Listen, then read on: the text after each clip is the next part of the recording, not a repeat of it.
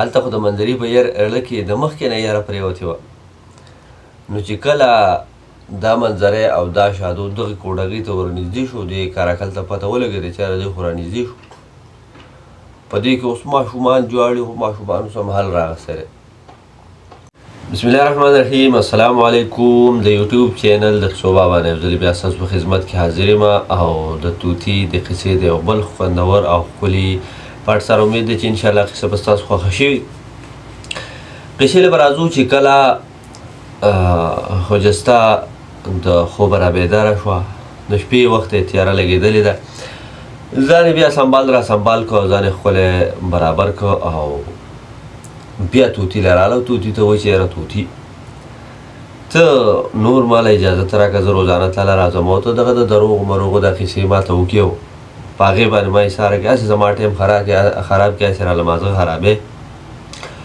او ما خپل غرض ته خپل تلو ته مې نه پرېږدي. طوطي ورته وایي چې یاره بیګم صاحب زما څه مجال دی چې زه یعنې تا د خپل غرض نه منې کومه، تا د خپل تلو نه خپل سفر نه ستا منې کومه، زه خو ستا د خیر په درک کې یم، ستا خیر لټومه، ته په خپله راشې زما قصو ته کښېنې، زما قصې اورې، نو په دغې کې خو زما څه کار نشتی. لاړه شه او خپل زړه ارمان دې پوره کړه، خپل چکر ولګوه او بیا به راځې. ها چې یاد ساته چې کله ګیره شو، په څه مسله کې ګیره شو، څوک د باندې راله، نو یریږې نه پړه کې به یاره نه راولي. دغه کاراکل چې کوم یو ځنګلي ځناور دی، د هغه په شان به د چالاکۍ نه کار واخلي، نو ته به د هر قسمه سختۍ نه ځان ایستی شي. هغه ورته وایي چې د کاراکل دا څه قصه ده، ته به په دې خبره ما پوه کړه. دا یو ځنګلي ځناور دی چې توره پیشو ورته هم وایي، په فارسۍ کې ورته سیاهګوش وایي. نو هغه ورته وایي چې ته ما ته د دې سیاهګوش قصه وکړه چې دا څه نمونه قصه ده. وایي چې ټیک ده بیګم صاحب، ستا خوښه ده چې ستا خواهش دی، نو زه به ته قصه وکړم. دی ورته وایي چې وایي چې په څه وخت کې په یو ځنګل کې یو منظری اوسېده چې دغه د دې ځنګل بادشاه و، ورسره یو شاده و چې د ده مصاحب و، د ده سره به و. یو ورځ راغله چې دا منظری چېرته روان شو په سکار باندې، نو دا خپل د ده چې کوم د پاتې کېدو دا ځای و، دا چې کوم غار و یا د ده چې دا کومه کوډګۍ وه، دا یې دې شادو ته حواله کړه او ده ته یې ویل چې شادو دا زما خصوصي ځای دی، تا ته پته ده، زما کور دی، یعنې ته به زما د کور څوکیداري کوې، دې خیال به ساتي او هېڅوک به دې ته درنه کېدو ته داخلېدو ته نه پرېږدي. هغه ورته وایي چې یاره ټیک، زه به بلکل ستا د کور او ستا د هر څه به حفاظت کوم. منظری لاړ څه ورځې تېرېدې چې څه ورځې بعد دغه د منظري دې کور ته سیاهګوش یعنې دغه کاراکل راغی او سره د خپلو بچو سره د خپلې ښځې او په دغه کې په اوسېدو شروع شو. دغه شادو پسې راغی او ده ته ووایي چې لکه ته خپل مرګ راغستی او ته لیونی شوی، دا خو د باچا سلامت یعنې د زمري ځای دی، ستا بل څه خیال نشته او مرګ راغستی، په هغه باندې ځان وژنې. او داسې کار وکړه تر دې نه مخکې چې هغه راشي او په غوسه کې تا سیرې پارې کې خو ځه د دې ځای نه خپې سپکوه. دا کاراکل ورته وایي چې ستا مازغه خراب، داسې د منظري د پلار ځای دی که د نیکه ځای، او زه اډو منم نه، دا د منظري اډو ځای دی نه، دا زما د پلار ځای دی او ما ته په میراث کې پاتې شوی دی، ته چې څه کولی شې وکړه. شادو پړه کې سوچ وکړو چې زه دی خو هسې مرګ راغستی دی او زه پرېږدي چې کله دغه راغی باچا سلامت راغی، زه به ورته د ده شکایت وکړم، پرېږده چې چل ورته وښیي. شادو ته لاړ. دغه کاراکل یعنې سیاهګوش چې کله واپس کور ته راغی، نو ښځې ورته ووایي چې سړیه د دې شادو خبره صحیح ده، دا خو د منظري کوډګۍ دی، یعنې د هغه کور دی او دلته پاتې کېدم له مناسب خبر نه ده، او منظری خو د ځنګل بادشاه دی، ډېر خو نړي دی، او که راغی نو لکه زمونږ او زمونږ د بچو د مرګ نه علاوه بل څه لار بیا نشته. کاراکل ورته وایي چې ښځې ته غم مه کوه، ګورو به چې څه کېده، بس په هغه وخت سره به ګورو. خیر ورځې تېرېدې چې منظری واپس خپل وطن ته راغی، خپل ځنګل ته راغی، خپل کور ته روان دی. د ځنګل نه بهر په لرې ځای کې ورته دغه شاده ولاړ دی چې څنګه یې دا منظره یې مخې لاړه زر په زر د به ځان وسل چې باچا سلامت، دا خوشامدي وله وکړو په خیر او دېخوا. بیا یې ورته وویل چې یاره بادشاه سلامت دغسې یو سیاګوش راغلی دی ستا په کور کې پرېوتی دی او ما ورته ډېر وي چې لکه ستا لکه دا د بادشاه سلامت کور دی دا امانت دی او ته دلته مه پاتې کېږه خو بادشاه سلامت دی منظری دی او داسې داسې بدي کړي او چیرې بدي کړي او مړ بدي کړي خو چې هغه زما هېڅ یې ونه منله او ما ته ویل چې دا د منظري د پلار کوډګۍ نه دی د هغه د پلار غار نه دی دا زما د پلار میراث ما ته پاتې شوی دی منظری پکې لا چا راوستی دې شادو خو ورته دا بړ چړ کړ دا از غیبت ځکه کو چې دا دې شادو ورته دا دومره غیبت ځکه کوو چې د ده دا خیال و چې یاره دا بادشاه سلامت یعنې دا منظری به ورته نور هم ډېر زیات په غوسه کې شي او قار به شي چې څنګه لاړ شي بس دا کاراکل به راګیر کړي او سري پاري به کړي مړ به کړي خو د ده دې دومره غیبت او د دغې دومره خبر د وجې الټا منظری چې کوم دی یعنې بادشاه سلامت چې دی دی په یاره کې راغی. ده چې شادو ته ووایي چې یاره شادو ته چې کومې خبرې کوې نو د دې نه معلومیږي دا چې دا چېرته یو ډېر زورور او طاقتور ځناور دی ولې چې خدای تعالی په دې ځناورو کې هم رنګارنګ خلک پیدا کړلي او زما نه پکې هم قوي او طاقتور ځناور پکې شته دی او دا ته چې کومې خبرې کوې او یو ځناور راغلی او زما یعنې د منظري د بادشاه په کور کې داسې په زوره ناسي او داسې په بدماشۍ ناسي او بیا پې قبضه کړي او بیا و چې دا زما د پلار میراث دی منظری پکې څوک دی نو ظاهریږي دا چې دا قوي او طاقتور او خطرناک ځناور دی ولې چې داسې عام ځناور خو د چا مجال نشي کېدی چې دا چل وکړي خو د دغه ځناور د طاقت خبره له دغه ځای نه ښکاره کېږي چې ده داسې خبرې کړلي منظری ورته ډېر په لاره تسري د شادو ورته ډېر په لاره تسري وکوي چې نه باچا سلامت دا خو یو کراکل دی او معمولي او دومره غوندې کې شی دی پیشو په شان دی پلان کې دی او پلان کې دی د منظري په اړه کې یاره پرېوتې او د چا زړه ته چې یره پرېوځي نو هغه بیا وتل ډېر ګران کار نو دوی اوس روان دي بل خوا کراکل چې کوم دی سیاګوش هغه ته پته ولګېده چې یاره منظری خو راغی هغه کور ته راغی خپلې کور والا خپلې ښځې ته ووایي چې یاره منظری را روان دی په ښځې باندې یې یره راله ښځې ته وایي چې سړیه ما خو تاسې ویلو چې د منظري د دې کور نه ځو او په پردي کور مونږ قبضه کړی د منظري په کور کې ناست یو بچي دي زموږ سره اوس به څه کوو او زه خو درته اوس هم وایم چې منظری لا نه دی رارسېدلی زه چې دا خپل بچي وولو ځو چېرته خپې وباسو کراکل لږ ونه کې سوچ د ځان سره وکړو او بیا یې ورته ویل چې ښځې نه د منظري دا کور خو په هېڅ حال نه پرېږدم اوسېږو خو په همدلته اوسېږو خو زه یوه طریقه کوم ته به را سره په هغې کې ملګرتیا کړې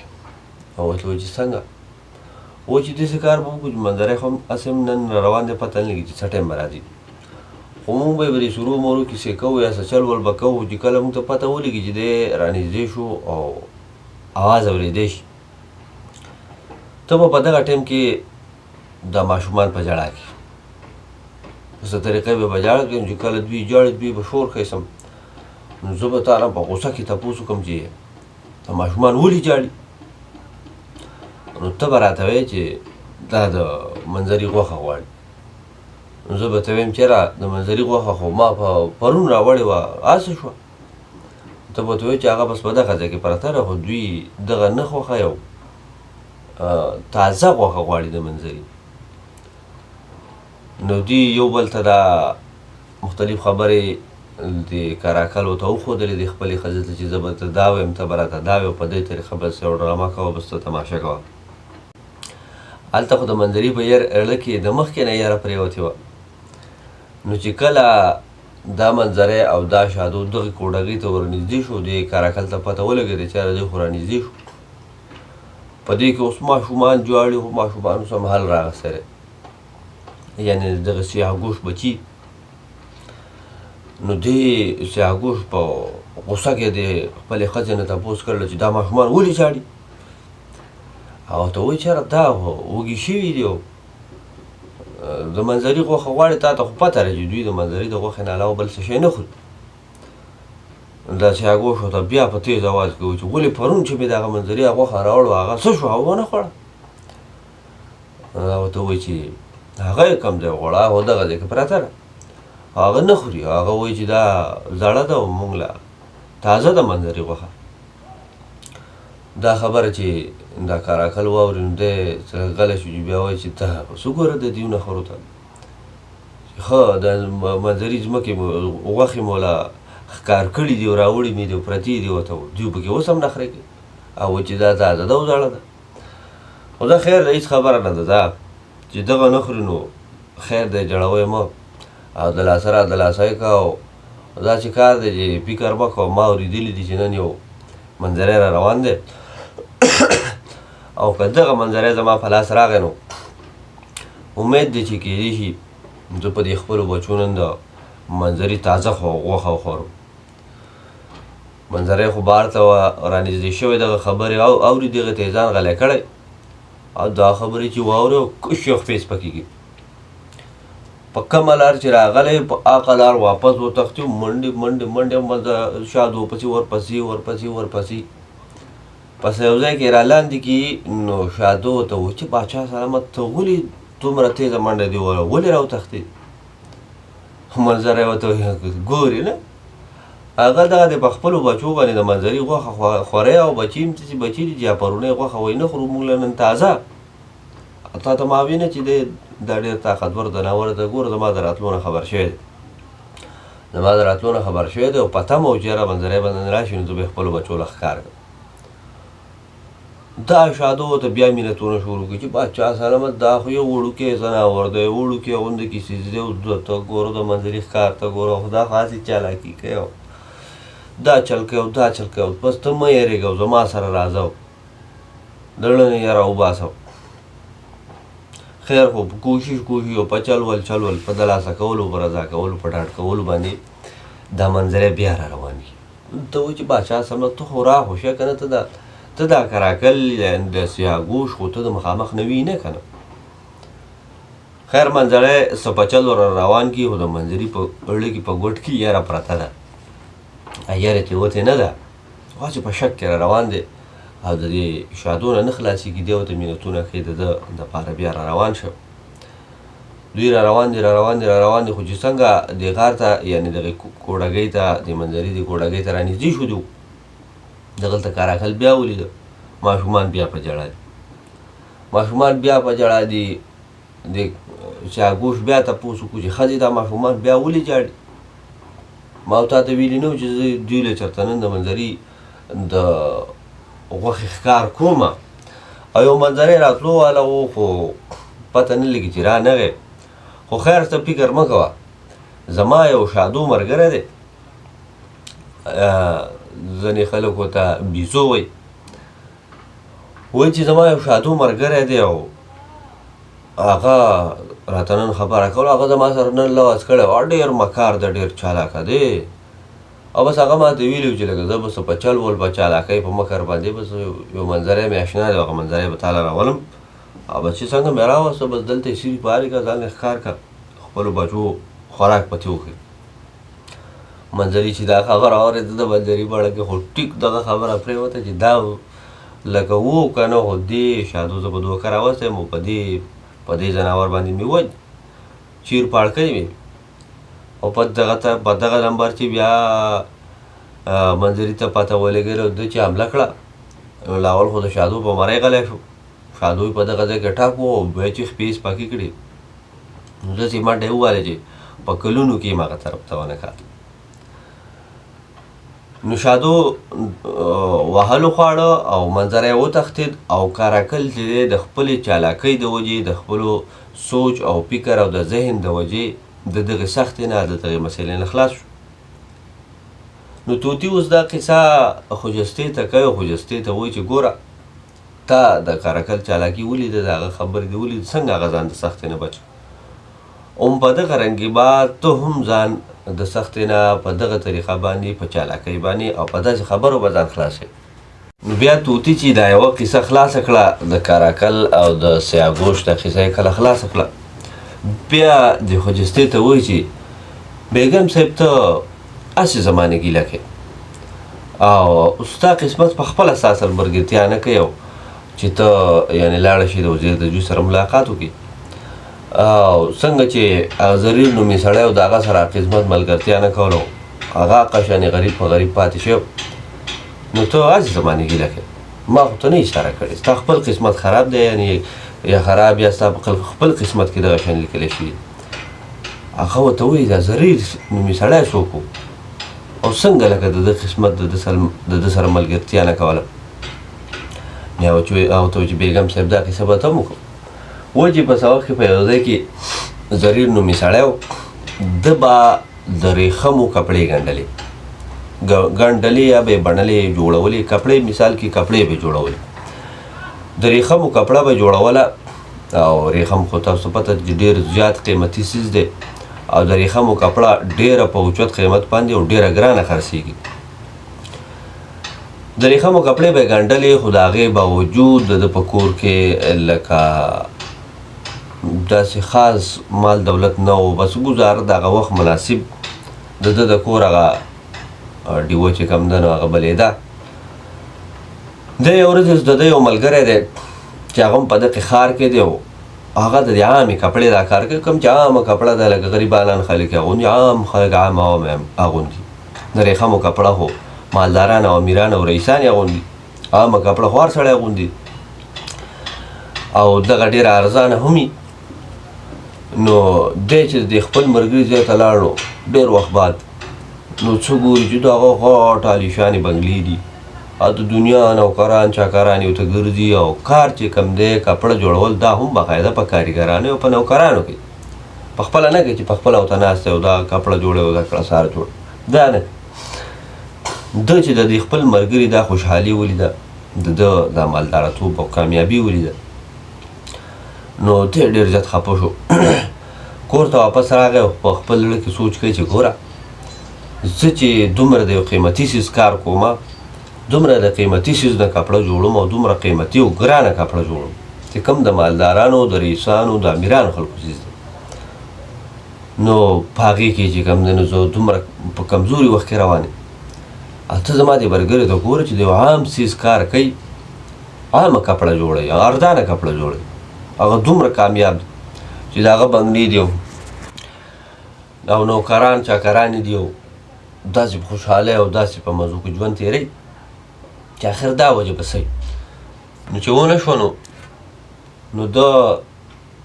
خپلې ښځې ته وایي چې ښځې زه ځمه بل ښار ته. هغې ورته وایي چې سړی ته څه له بل ښار ته ځې؟ وایي چې ښځې د دې ښار دا خلک چې دی دا زما د کاریګرۍ زما د دې هنر قدر نه کوي. ته ګوره زه څومره قیمتي څیز جوړوم، قیمتي کپړه جوړوم د ریخمو نه، هغه د هغې باوجود لکه زه داسې په غریبۍ کې په مفلسۍ کې په نیش توش کې وخت تېروم او ته زما ملګري ته ګوره چې هغه د یو عامو خلکو کپړې جوړوي، ارزانه کپړه جوړوي او د هغه حال معنا ولودو چې څومره په مزو کې دی. بس زه د دې ښار لرې ځمه بل ښار ته دې ته نه یم جوړ، بل ځای کې ځمه بل ځای کې به خپل هنر چېرته وکړم چې ډېرې پیسې وګټم. ښځو ته وایي چې ګوره سړي داسې کار وکړه چې په خپل قسمت صبر وکړه او دا څه چې ته میلاویږي په دې شته صبر وکړه، اوس د هغه نصیب د هغه دی، ته پردي نصیب ته ولې کړېږي؟ د هغه نصیب د هغه دی، ستا خپل نصیب دی. کیدای شي یوه ورځ به راشي خدای به ستا ورځ بدلېږي، اوس په دې ځای کې ګزاره روانه ده، ګزاره کېږي، وخت تېرېږي، څه له ځان په تکلیف کې اچوځې بل ملک ته ځې هلته به ګټل کې او څه به دې په لاس رانه شي، هسې به ستړی شي. زریر وایي چې نه کېدی نه شي، او د دې ښار نه په هر حال چې په د دې ښار نه ځم بل ځای کې به چېرته کار روزګار. خیر خو آخر دی د خپل ښځې نه رخصت شو، لاړ ډېر اوږد سفر یې وکړو، ډېرې ورځې پکې واړولې چې بل یو ښار ته ورسېد، ده هلته ځان له ترتیب برابر کړ او دغه د ریخمو دا کاروبار یعنې کپړې کاروبار هلته شروع کړو. قدرتي خبره وه چې د ده کاروبار چونکې هلته نوی هم و، واقعي چې د ده کار ډېر بهترین و، ډېر ښه هنر ورسره. د ده دا کار هلته ډېر زر په چلېدو شو او ډېر زر د مال دولت او روپۍ ګټلې شروع کړو. د ده کپړه به خلکو ډېره زیاته خوښوله، ډېره زیاته به خرڅېده. او د هغې یو وجه دغه هم وه چې دغه ښار خلک مالدار او خوشحاله مالدار پکې ډېر وو. دی چې په کوم ځای کې اوسېده په دغه کې غریبانان ډېر وو. مختلف د کاروبار رازونه چې دی هغه هم په دې قصه کې څه لږ ډېر شته. نو دی چې کوم دی چې کله دی چې د ښه مال دولت وګټو، ښې پیسې وګټلې، ښې اشرفۍ وګټلې، دغه پیسې یعنې په دغه وخت کې خو به د سرو سکې زیاتره وي. د دغه سکې په یو کڅوړۍ کې د څرمنې بندې کړې، هغه خوله یې ور وتړله ښه مضبوطه، او بیا یې اراده وکړه چې زه به ډېر وخت مسافري وکړم، اوس ځم خپل کور ته ځم، خپلې علاقې ته ځم چې اوس په دې پیسو باندې ځان هلته جایداد جوړ کړم، ځمکې پرې والمه، بنګلې پرې جوړې کړم، نوکر چاکر به ځان له وساتم، او اوس زه په خپل ښار کې لکه د سر اوچتولو شوم، اوس ځم واپس. ده دغه خپل دولت ته ځان سره واغستو، د خپله کمایي راواغستو، را روان شو. را روان دی نو څنګه چې تاسو ته خو ما ویلي وو چې ډېره زیاته لار وه. څه ورځې شپې خو ده تېرې کړې په لاره باندې، او ده ډېر په ځان تکلیف تېر کړ. د شپې به د یېرې وده کېدی نه شو چې کله به یې تمه کوله، ولې چې د ده سره خو ډېر مال دولت و، او په دغه یېرې کې چې یاره غله به رانه ویسي، ډاکوان به رانه ویسي، نو دی به وده کېده نه. خو آخر چې دی کله دی خپل ښار ته رانږدې شو، شپه پرې راغله. چې شپه پرې راغله نو دی اوس یو ځای کې دمه کوي ناست دی، نو ډېر زیات کوشش کوي ځان یخ ساتي، ځان بیدار ساتي، دا سترګې داسې په زوره زوره کولاوي. خو انسان کمزوره شی دی، څو شپې به انسان شوګیره کوي، یو نه شي، دوه نه شي، درې نه شي، خو آخر د خوب دا غلبه چې په انسان سیوا شو، بیا د انسان سره خپل کنټرول لري. نو آخر ده له خوب ورغی او د یو طرف ته داسې ډډه لګول وه، د سکو دا تیلې د ده سره خواته پرته وه، خو بیا پې لکه د ده څه قبضه نه وه، څه ګرفت پې د ده نه و، هسې خواته پرته ولې چې دی داسې بې حاله وده شوی، ځکه چې څو ورځو نه په سفر کې و، شوګیري کولې، خپل مال دولت ته څوکیداري کوله، نو د هغې د وجې ده خوب نه و کړی. دی اوس د بېهوش او د خرړېږي څه. په دغه ځای کې په ده باندې یو ډاکو پې پېښ شو، غل پې پېښ شو. چې راغی ولید یاره د ځوان خواته د سکو تیلې پرته وه او امبار پرته وه، لارې د مزې ته تیلې غلې شنې وشوته کړه او په مخه بس یو طرف ته لاړ. ولې لاړ؟ ټایم تېرېده او د دې سړي د زریر سترګې اله وغړې دي چې کله د سهار د نور نری شیر راغله او د ده په سترګه ولګېده. ته یکدم راپاڅېدو، ګرد چاپېره یې وکتل، حملې ووالې او حیران شو، سخت افسوس و، یا د مچ په شان دې د لاسونه عمر وړل چې اوف افسوس دی. نو افسوس ته نو زه بېګانه یو ځای شوې، ته ګوره زما د څومره وخت محنت او کمایي زما نه لاړه، او په کومه خبره چې یېرېدم هغه کار را سره وشو چې ډاکوانو رانه پیسې پټې کړې، غلو رانه پیسې پټې کړې. خیر ده سوچ وکړو چې یاره دا دومره وخت مې مسافري کړو، اوس کور ته را روان وم، اوس تش لاس خو کور ته نه شم تللی. دی د دغه ځای نه بیا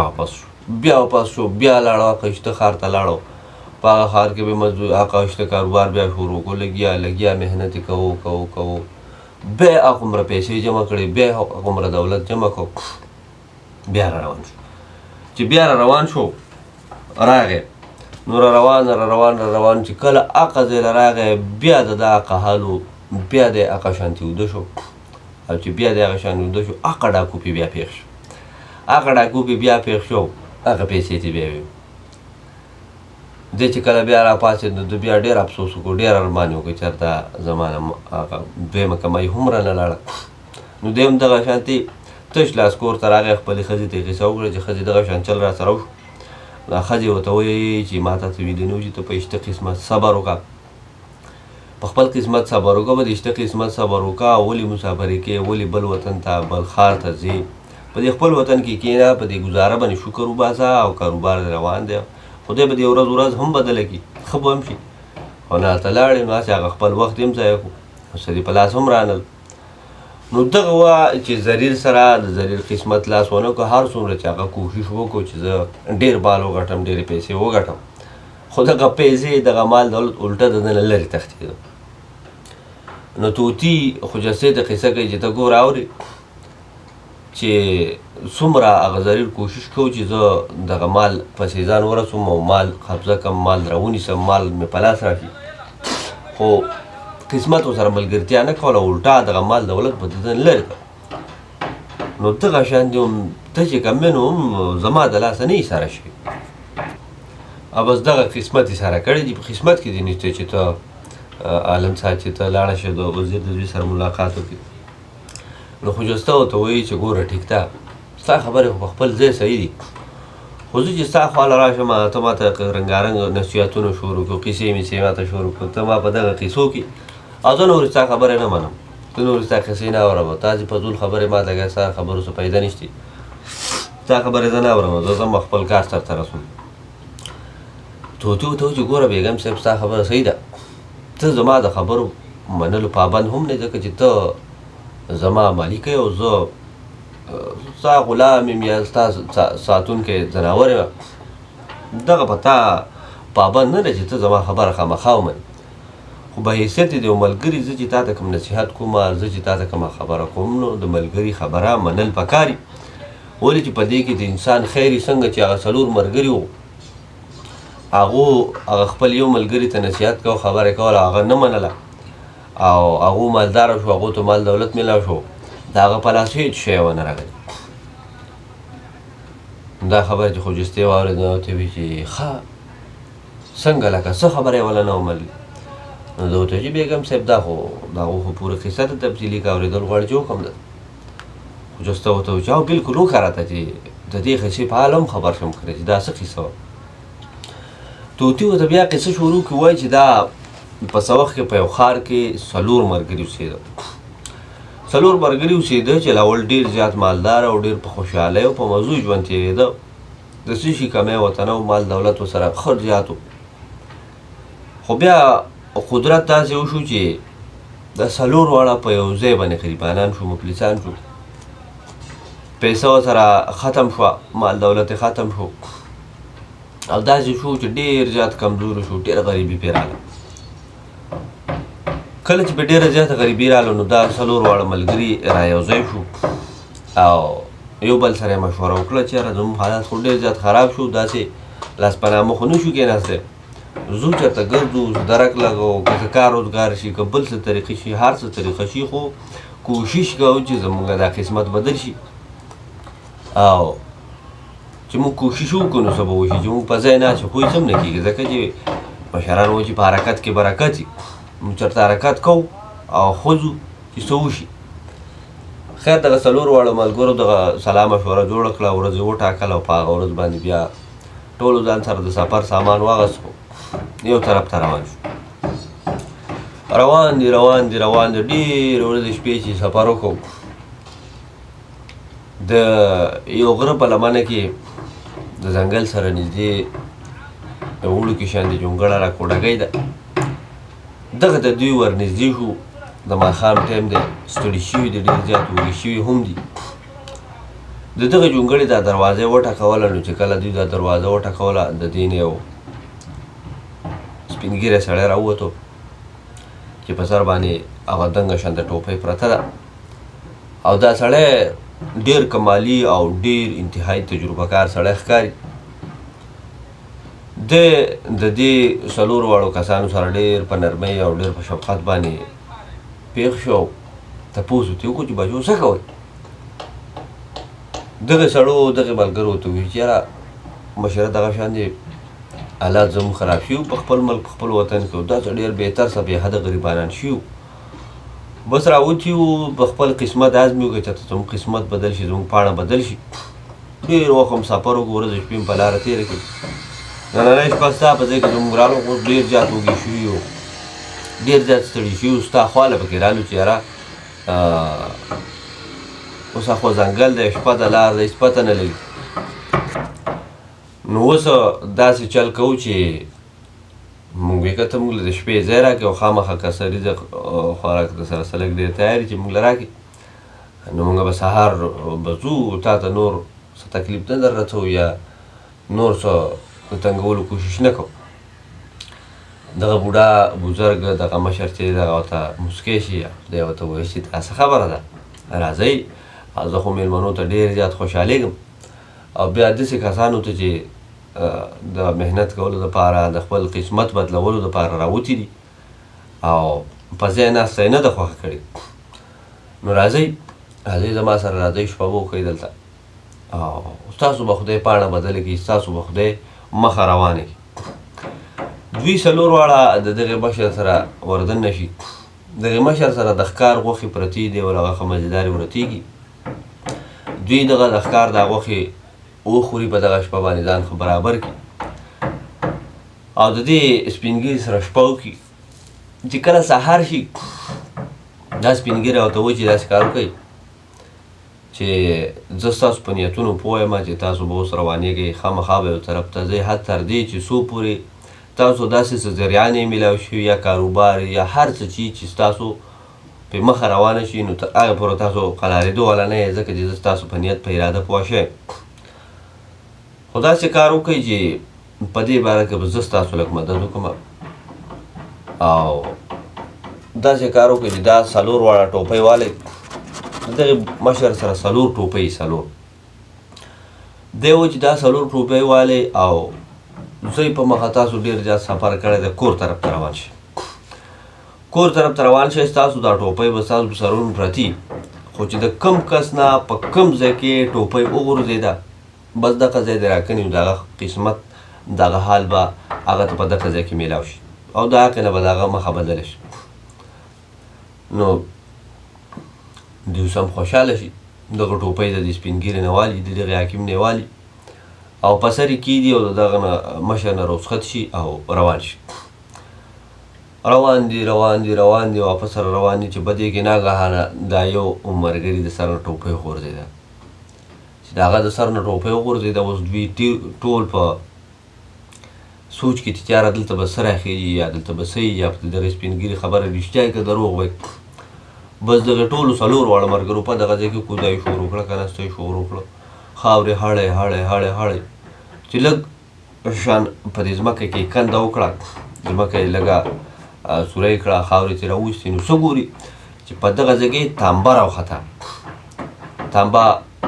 هم په خپل ځان ډېر قیمتي څیز دی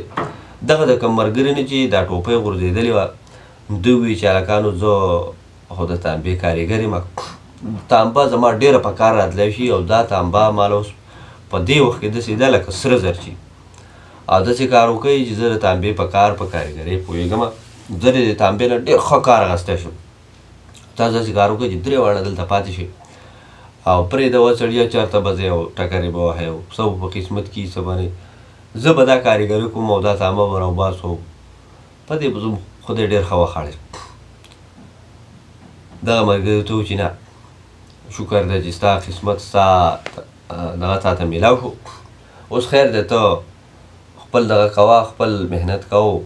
مونږ هم په مخه ځو چې زموږ په نصیب کې څه دي دوی چې نور روان دي چې څه ځای مخکې لاړه نو د دې بل ملګري د سر نه ټوپۍ وغورځېده د ده د سر نه چې ټوپۍ وغورځېده دوی دغه ځای زر راوکنستو چې لږه یې په دې ځمکه کې کنده وکړه خاورې ماورې ترې راواړول نو څه ګوري چې دغې ملګري ته سپین زر راوخاته چې سپین زر راورته راوخاته نو دې ملګري په خپل حال په خپل قسمت شکر وویسته او دې خپلو نورو ملګرو ته وویل چې هلکه دا خو د تانبې نه هم دا څیز قیمتي دی سپین دي خو داسې کار وکړئ چې په دې ځای ځار شئ او څه به ځای مخکې سړی ټاکرې به وایي خو په دې به ګزاره کوو په دې به په شریکه خپل هغه وخت تېرو نو دغه چې کوم دی دغه دواړه ملګري دا خبره ونه مني درته وایي چې نه ستا قسمت تا ته میلاو شو، موږ اوس ځو په مخه تماشه کوو چې که زموږ په قسمت نصیب کي صحیح. دغه سپینو زرو دا ملګری خپل سپینو زرو ته پاتې شي، په هغې خواري محنت شروع کړي او دغه دواړه ملګري ته مخې ته روان شو. روان دي روان دي روان دي، ډېر وخت یې سفر کړی دی، خو پوره لرې وتي دي، ورځې شپې پکې تېرې شوي چې د دې بل ملګري د سر نه هم ټوپۍ غورځېدلې ده. د ده سر نه چې څنګه ټوپۍ غورځېدلې ده، دوی دواړو په شریکه د ځمکې کودایي شروع کړې ده، زر تر زره خاورې ماورې ترې راویشتې. څه ګوري چې په دغه کې سپین زر د سره زر پکې راوخاته، چې سره زر پکې راوخاته، د دې کوم ملګري چې دا ټوپۍ غورځېدلې ده ډېر زیات خوشحاله شو، ډېر زیات خوشحاله شو، ځکه چې سره زر خو یو ډېر قیمتي څیز دی، خو بیا هم پړه صفا دی، پړه صفا دی، پړه کې غلا غوچه نشته او لالچ پکې نشته. دې خپل ملګري ته و چې ګوره ملګریه داسې کار وکړه، دغه دوو ځایونو نه دا دوو ملګرو نه خو مونږ رالو، خو د هغوی څیزونه چې کوم دی دومره داسې خاص قیمتي نه وو، قیمتي وو خو لکه دومره قیمتي نه وو لکه څومره چې دا سره زر قیمتي دي. د سرو زرو نه بل داسې یو قیمتي دات نشته، بل داسې یو قیمتي په دنیا کې څیز نشته، دا ډېر یو قیمتي څیز دی. ته داسې کار وکړه چې نور ټاکرې مه وهه، هېڅ پته نه لګي چې مخې ته څه راپېښېږي، او دواړه به دا سره زر راوباسو، دا د ختمېدو شی نه دی، او دا سره زر به راوباسو، څه ته ځانله وړه خپل ژوند پرې تېروه، او څه به زه ځانله وړم خپل ژوند به پرې تېروم، او دا د ختمېدو شی نه دی، مخې ته اړوتلو د ضرورت نشي، دا ډېر زیات قیمتي څیز دی، پیړۍ او نسلونه به دا سره زر خوري. دی ورته ډېر زیات مینتونه وکړي، ډېر زیات دغه ورته وکړي، نصیحت ورته وکړي، خو د دغه سړي پړه کې اوس لالچ غورځېدلی، د خو دا درې واړه ولید چې د یو نه بل ته قیمتي څیز میلاوي، د بل نه بل ته قیمتي څیز میلاوي. نو ده دغې خپل ملګري ته چورلټ او وچ انکار یې وکړو چې نه یې سارېږي، زه مخې ته ځم او خپل قسمت ګورم، تاسو ته داسې څیزونه میلاو شو، ما ته به هم ښه څیز میلاو شي، د دې سرو نه به هم ما ته قیمتي څیز میلاو شي. دې ملګري ورته ډېر وایي چې هلکه د سرو نه بل قیمتي څیز نشته، په دې ځای ایثار شه، په دې ځای صبر وکړه او مه ځه. خو ده د دې خپل ملګري خبره ونه منله او روان شو. روان دي روان دي روان دي چې څه ځای سفر کړی دی، د ده د سر نه ټوپۍ غورځېدلې ده، ده چې حملې کړي دي اوس دا ځمکه په حملو امرو راکنې وو، اوس په شک کې دی چې یاره زما په قسمت کې به څه راپېښېږي، ما ته به څه شی میلاوي. کله چې ده دغه ځمکه راوکنه چې څه ښه خواري محنت یې وکړو، ده ته په قسمت کې اوسپنه راوخته. اوسپنه چې یو عام څیز دی، یو عام ذات دی، او دومره زیات قیمت لرونکی څیز نه دی، بس د ژوند عام د معمول د استعمال څیزونو ته جوړېدی شي، او دغه د اوسپنې کار دی، او داسې څه خاص قیمتي څیز نه دی. ها د هنرمند کاریګر سړي دپاره بیا هم قیمتي څیز دی. خیر ده چې دا اوسپنه ولیده نو ده سخت خفه شو، ډېر غټ افسوس وکړو چې افسوس هغه د خپل ملګري خبره مې منل وی، که دا تانبې والا سره ایثار شوی نو هم ښه، که د هغه نه د دې سپینو زرو والا سره ایثار شوی نو لا ښه، او که د هغه نه د دې سرو زرو والا سره ایثار شوی چې سره زر ورسره ډېر قیمتي و، هغه ما ته وایي چې څه ته وړه او څه به زه مړه و، بیخي نیمه یې راسره کوه، او زه ګوره د هغه سره ایثار نه شوم، رالم په نصیب کې مې اوسپنه ورځېده، د ملګرو خبره مې منلی وه، نه ښه به مې کړي. دی چې د دغه ځای نه رامنډه کړي، دی وایي راشه مړه پرېږده دا اوسپنه په تندر وله، په خپل قسمت باندې شکر ونه باسي، دی وایي دا اوسپنه په تندر وله، ځم په خپل ملګرو پسې واپس رامنډې هغه ځای ته راشي چې په کوم ځای کې سره زري او هغه ملګري، نو هلته نه سره زري نه یې ملګري، دی بیا د سپینو زرو هغه ځای له راشي، هلته نه سپین زري نه یې ملګری، دی بیا منډې وهي راشي چې کوم ځای کې تانبی، هلته نه تانبی نه یې هغه ملګری، دی ډېر زیات خفه شي، ډېر حیرانه هم شي، او دی وایي چې یاره هر څه چې دی خو دا د دې کمالي خبرې نه صرف دغه باباجي یا دغه حکیم صاحب چې د دې خبرې د دې نه بل څوک نه دی خبر چې د دې خبرې څه راز دی. دغه ځای نه رامنډې را روان دی، ډېر په تادۍ په منډو هغه د غره لمنې ده هغه ځای ته راغی چې هلته یې وړوکي جونګړه چې دغه مشر بزرګ سړي سره میلاو شي، هلته چې راغی نه جونګړه شته او نه حکیم صاحب شته، ته چې دا حال و سر ونه چې خدای پاکه دا څه معامله ده. بیا په ذهن کې سوچ کوو چې یاره په هغه خپل نصیب کې مې څه و، هغه اوسپنې وه چې په هغې خو مې صبر کړی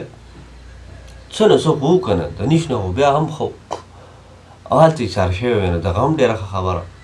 ده چې بیا رامنډې کړې رامنډې دا هلې ځلې شروع کړي دي. هغه د اوسپنې خوا ته یې ځان راورسوه چې کوم ځای کې د ده ټوپۍ غورځېدلې وه، د ځای کنسته اوسپنه پکې راختلې وه. هلته چې دی راغی هغه اوسپنه هم نه وه، هسې خاورې پرتې وې، تش کاڼي بوټي وو او اوسپنې مسپنې په هغه ځای کې بیا نه وي. نو طوطي زه بیا ډېر افسوس کوم چې د خپلو ملګرو خبره مې منلې وې، په وخت مې منلې وې، نو دا حل به نه و. نو طوطي خجستې ته قصه کوي بیګم صاحب تا ولیده چې دغه سړي د خپلو ملګرو خبره ونه منله، نو څه چلو شو، په لاس یې هېڅ ورنه رړه، د مچ په شانې افسوس کوو او تش لاس پاتې شو. نو دغه شانتې زه هم تا ته یم چې یاره زه تا ته به حیثیت د یو ملګري صلاح مشوره در کوم، د خیر خبره درته کوم، نو چې زما خبره که ته منې نو ښه به ځکه چې زه تا له د خیر سوچ وم، او که نه نو بیا به داسې یو وخت راځي چې ته به لاس مروړې او افسوس به کوې، خفګان به کوې، خو بیا به څه نه کېږي. خو چې ستا ورته وایي چې طوطي دا خو تا ما ته ډېره د خیر خبره او ډېره قیمتي خبره زیاته وم، او زه به آینده دپاره ته چې ما ته کوم نصیحت کوې، کومه خبره کوې، زه به ستا خبره بلکل منم. او بیا د طوطي نه رخصت کېږي، طوطي ته وایي چې زه طوطي اوس ته ما له رخصت راکړه چې زه ځمه او پته نه لګي چې د شپې په څه ټایم هسې نه ټایم راپسې ناوخته شي. ډېرې قصې ده راته واورولې وو، نوره زه م رخصتېږم. طوطي ورته وایي چې بیګم صاحب زما له طرف نه څه نشته، څنګه چې دا خو جسته راپاڅې او اراده وکړي چې درته چې په دې کې د سهار رڼایي ولګي او بانګیان اذانونه شروع کړي او خجستې تله بیا پاتې شي، بیا لیټ شي، دا لاس ومروړي یا افسوس وکړي، وایي چې اوهو دا خو نننۍ شپه هم زما نه دغه شانتې لاړه. خو بیا سوچ وکړي چې زه خیر طوطي پکې راته داسې قیمتي قیصې خبرې مو کړې، زه خیر دی را روانه شپه خو چېرته تلې نه، اوس به ورته خوب وکړم او بس په را روانه شپه باندې به بیا ګورم، بیا به لاړه شم. نو خجسته لاړه چې قلاره د مزې په خپل کټ کې پرېوځي وده شي. او دا زموږ د طوطي د قصې بل یو خوندور ټوک. په بل قسط کې به ګورو چې خجسته په خپل غرض کې کامیاب شي، په خپل مقصد کې کامیاب شي، که کامیاب نه شي. بلخوا میمون د مسافرۍ او د تجارت یا په سفر باندې تللی ډېر لرې چې د هغه څه پته ولګي ونه لګي، او طوطي خجستې ته نورو داسې څه قصې کولو کې کامیاب شو که نه. داسې انشاءالله بل قسط کې به تاسو پته ولګي، معلومه به شي تر د بل قسط پورې، تر د بلې قصې پورې. هېڅ چرې مزه یې ښاد او آباد اوسئ، زموږ سره اوسېږئ، یو جهان مننه. الله پاک.